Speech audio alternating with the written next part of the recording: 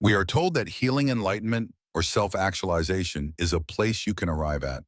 If you just follow the 7 steps, buy the right course, or meditate long enough, you will reach a final blissful state of perfection, a permanent finish line where all your problems are solved. We spend our lives asking, am I there yet? But what if this entire concept is a profound illusion? What if the path to a deeper life is not a straight line to a single destination, but something else entirely? The great Swiss psychiatrist Carl Jung proposed a radically different model for psychological and spiritual growth. He called this process individuation, and for him it was not a destination to be reached, but a lifelong journey to be lived. He believed the idea of a final static state of perfection was a dangerous trap of the ego. The true goal was not to arrive, but to continuously become.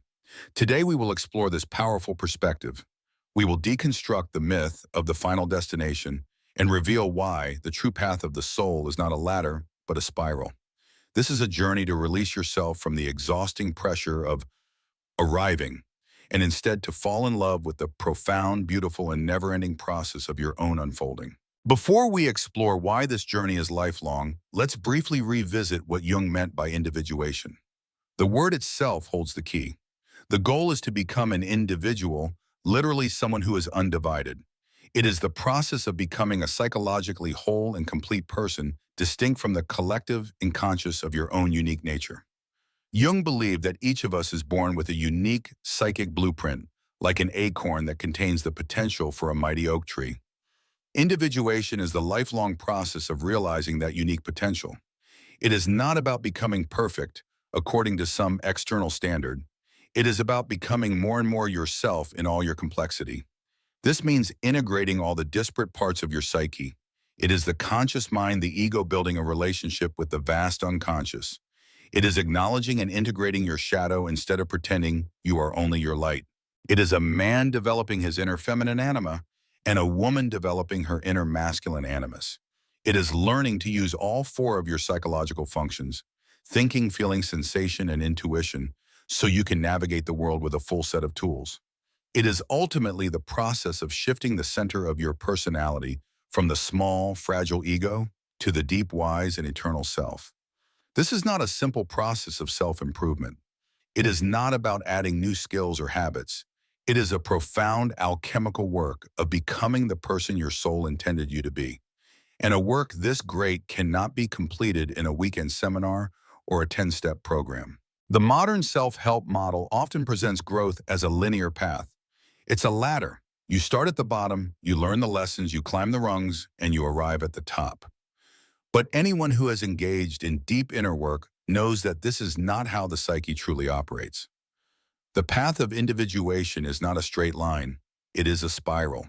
This is one of the most crucial and liberating concepts in Jungian thought. A spiral path means that we are destined to revisit the same core issues and themes throughout our lives, but each time from a different perspective and hopefully with a higher level of consciousness. You don't solve your relationship with your mother once and for all. You work on it as a teenager, then you encounter it again in your first romantic relationships. You face it again when you become a parent yourself, and again as you care for her in old age. You are circling the same core complex, but each pass on the spiral brings a new layer of understanding, integration, and healing. The same is true for your shadow. You don't integrate your shadow and then you're done. You become aware of one layer of it, and that awareness then reveals a deeper, more subtle layer that needs attention. The journey is a continuous process of descent and ascent. This is why the destination model is so frustrating. People feel like failures when an old issue reemerges. They think, I thought I dealt with this already, why is it back? The spiral model frees us from this judgment. The return of an old theme is not a sign of failure. It is a sign that you are ready to engage with it on a deeper, more meaningful level. It is an invitation to go one level deeper on the spiral of your own becoming. Why is the path a spiral? Why does it never end? Because the source from which it springs is, for all practical purposes, infinite. Individuation is a never-ending conversation between the conscious ego and the vast, inexhaustible unconscious. The ego, our small center of awareness, is finite. It has a limited capacity. It can only hold a few thoughts, feelings, and perceptions in its view at any one time. The unconscious, on the other hand, is the repository of everything else, all of our personal forgotten history, and more profoundly, the entire collective inheritance of humanity, the archetypes. It is an ocean of infinite depth. Therefore, the process of making the unconscious conscious can never be completed. You can never fully map the ocean. You can never excavate every last corner of the psyche. There will always be more. As soon as you integrate one aspect of your shadow, a new layer is revealed. As soon as you understand one message from your anima or animus, another more subtle one will appear in a dream.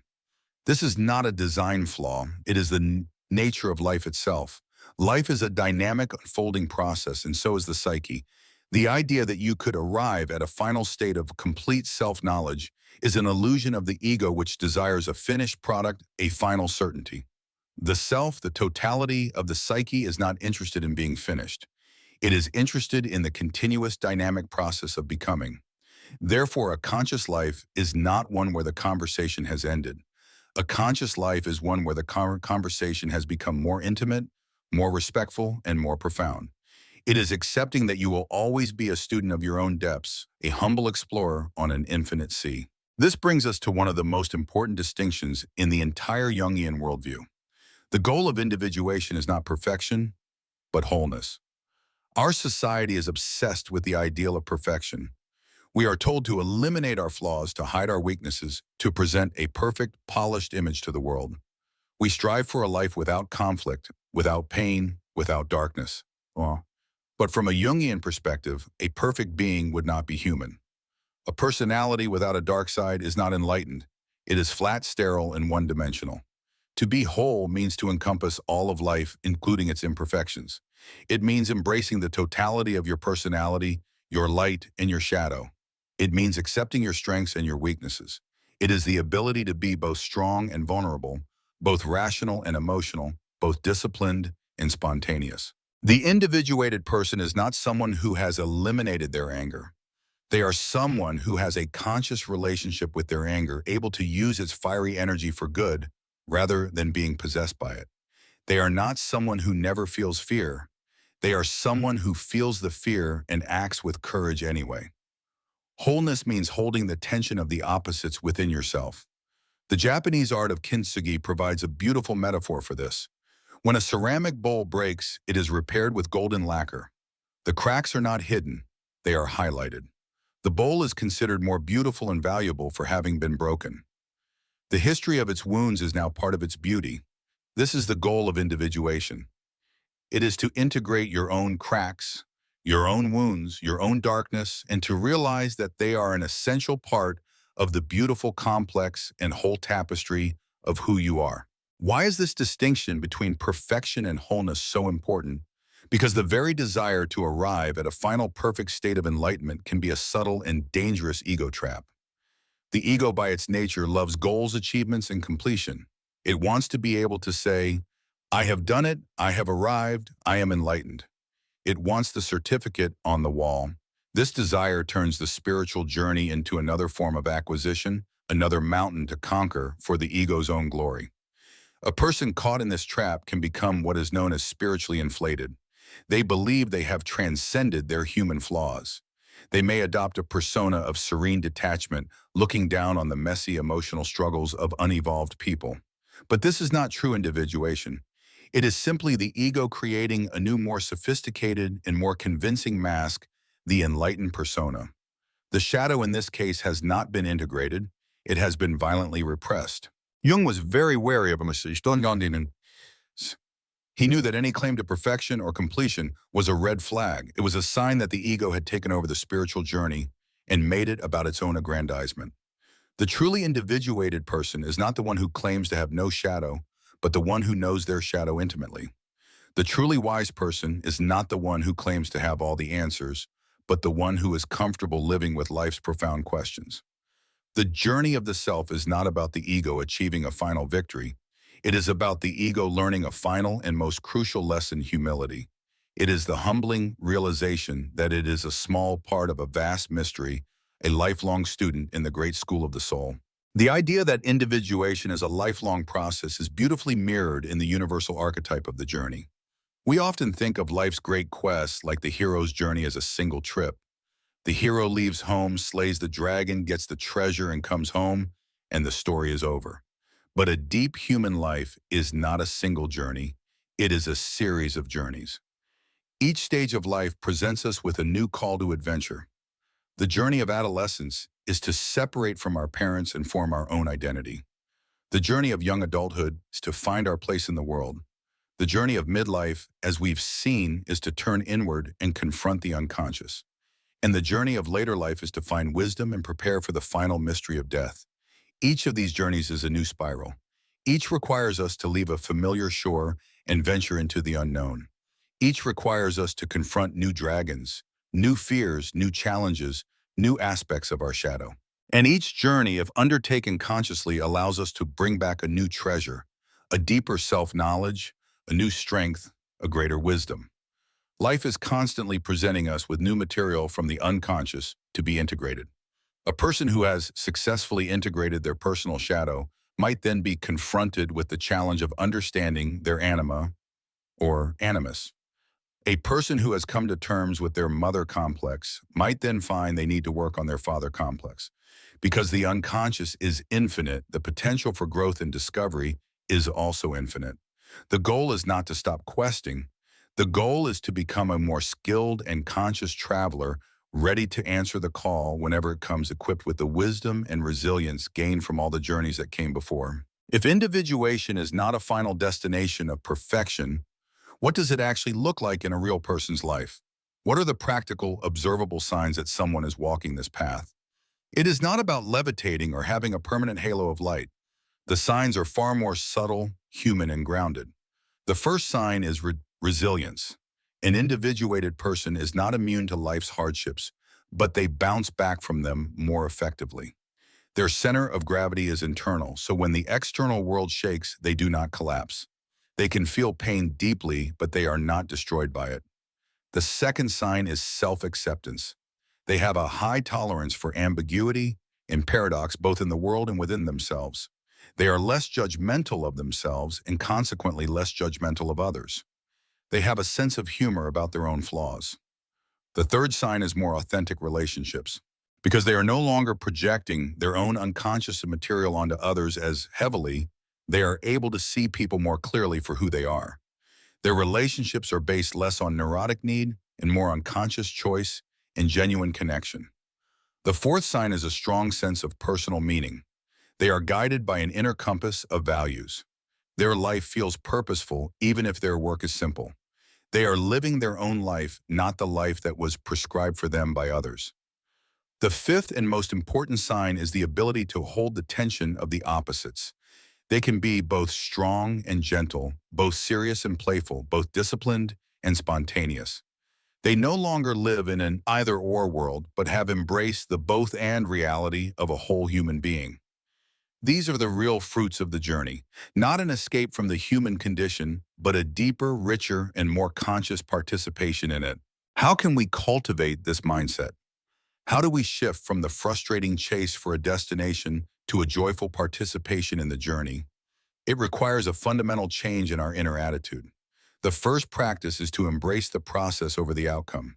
We must consciously let go of the question, "Am I there yet?" and replace it with, "What is this present moment trying to teach me?"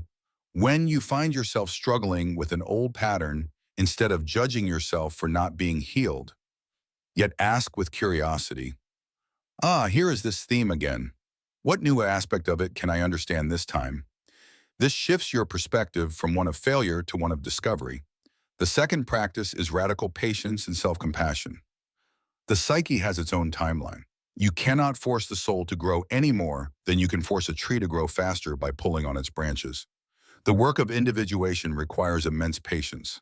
There will be long periods where it feels like nothing is happening, where you feel stuck or have gone backward. These are often periods of unconscious incubation, like a seed underground in winter. Trust the process. Be as kind to your own learning process as you would be to a small child learning to walk.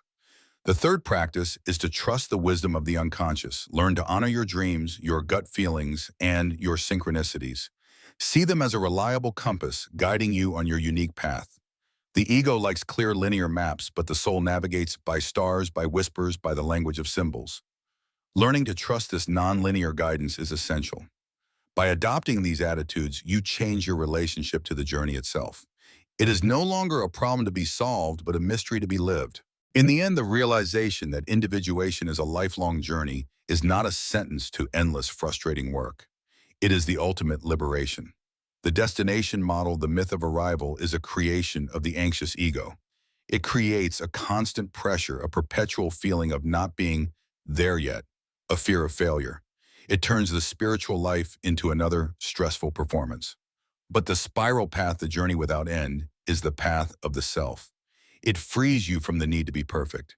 It invites you to be present right here, right now, in the messy, beautiful, and complex reality of your own unfolding process. The meaning is not waiting for you at some future destination. The meaning is in the walking itself. The meaning is in the courage it takes to face your shadow today. The meaning is in the compassion you show yourself when an old wound reopens. The meaning is in the beauty of the dream you had last night. It is in the mystery of the synchronicity that makes you pause and wonder. To embrace individuation as a lifelong journey is to say yes to the fullness of life. It is to accept that you will always be a work in progress, and to find a deep and abiding joy in that very fact. It is to know that there will always be more to learn, more to discover, more to integrate, more to love. The goal is not to finish the painting of your life, but to fall in love with the creative, mysterious, and sacred act of painting itself until the very last stroke.